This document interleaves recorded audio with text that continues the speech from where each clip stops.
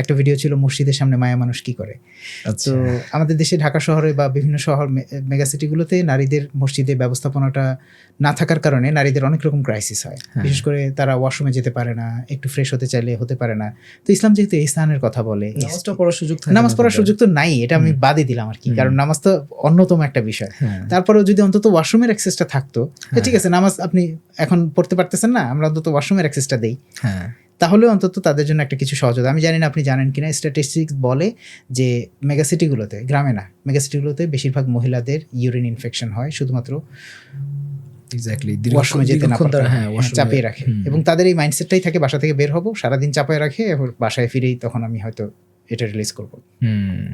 So ইসলাম যেহেতু ইহসানের কথা বলে, ইসলাম যেহেতু মানুষের জীবনকে সহজ করার কথা বলে, এবং ইসলাম সেই কমফোর্টটা মানুষকে দিতে চায়, যে কমফোর্টটা পেয়ে মানুষ ইসলামের দিকে আরো বেশি ঝুঁকে পড়বে, আরো বেশি ডিপেন্ডেন্ট হয়ে উঠবে রিলিজিয়ানের প্রতি, আরো বেশি ডিপেন্ডেন্ট হয়ে উঠবে আল্লাহ সুবহানাহু ওয়া তাআলার নির্দেশনাগুলোর প্রতি, আরো বেশি জানতে চাইবে, পড়তে চাইবে। আচ্ছা, এটা যেহেতু আমার লাইফের এই সলিউশনটা দিচ্ছে, তাহলে ওই প্রবলেমটার জন্য আমি একটু যাই এটার কাছে। সেই জিনিসটা আমরা হাজির করতে ব্যর্থ হয়েছি কালেকটিভলি। হয়তো একটা দুইটা মসজিদ বা কিছু কিছু মসজিদ, যে মসজিদের কমিটিগুলো হয়তো একটু আরো বেশি ওপেন মাইন্ডেড, তারা হয়তো চিন্তা করেছেন যে হ্যাঁ আমাদের এখানে পেছনে একটা রুম আমরা মহিলাদের জন্য রাখবো, কিন্তু এছাড়া সাধারণত আমাদের সমাজে এখনো পর্যন্ত এটা এস্টাবলিশ না।